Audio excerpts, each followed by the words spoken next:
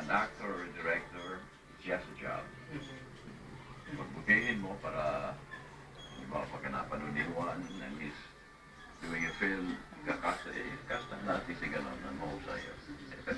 Hindi ko makalimutan dito, Eddie, sa isang interview ng mommy ko sa inyo sa See-Through. Nasabi niyo po doon na you're never billing conscious, basta lang your name is spelled right.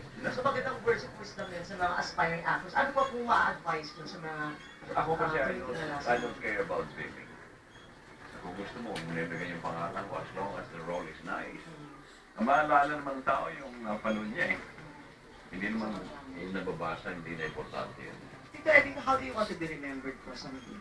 Siguro a guy who did his best as an actor. Kung comedy ang ginagawa ko, natatawa sila. Kung action, they get excited. Kung drama na gano'n, they get touched. Yan, yun naman. Let's invite them to watch Buakaw. Mga kaibigan, panoorin po yung Buakaw na. Magandang pelikula.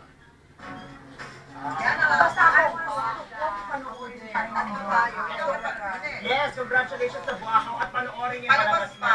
Yes. Alam mo sa kanya talaga, pag nakaharap mo siya, usa ka magbibigay ng respeto. Tama.